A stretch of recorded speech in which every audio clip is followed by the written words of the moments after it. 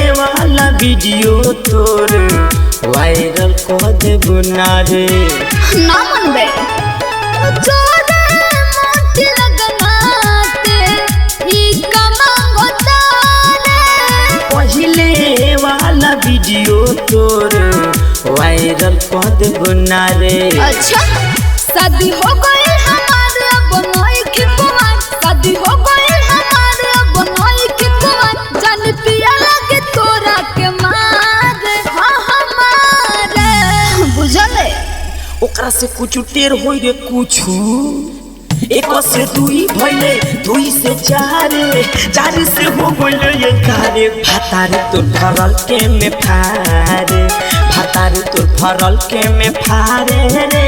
भातार तो फरल के में फारे।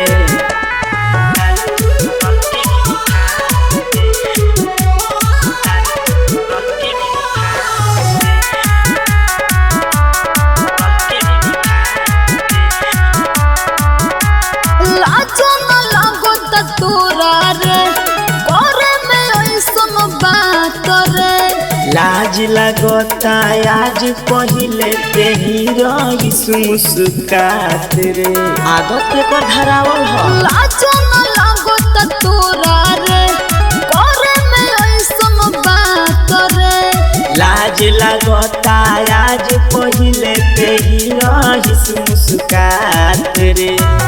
उ रखेले हथियार सुन बतिया हमर उ रखेले हथियार सुन बतिया हमर उनका से पूरा गौवा डराल रे नजर त हिलबे कइले ससुरो का हिलइबे एक से दुई भइले दुई से चार चार से हो गइले ये कारे भातार तो फरल के में फारे भातार तो फरल के में फारे रे भातार तो फरल के में फारे।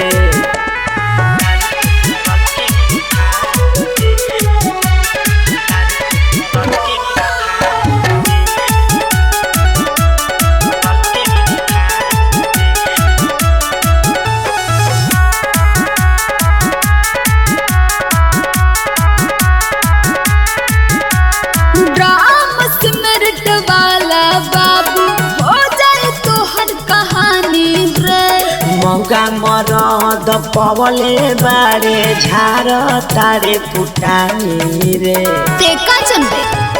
ड्राम सिमरट वाला बाबू हो जाए तो हर कहानी रे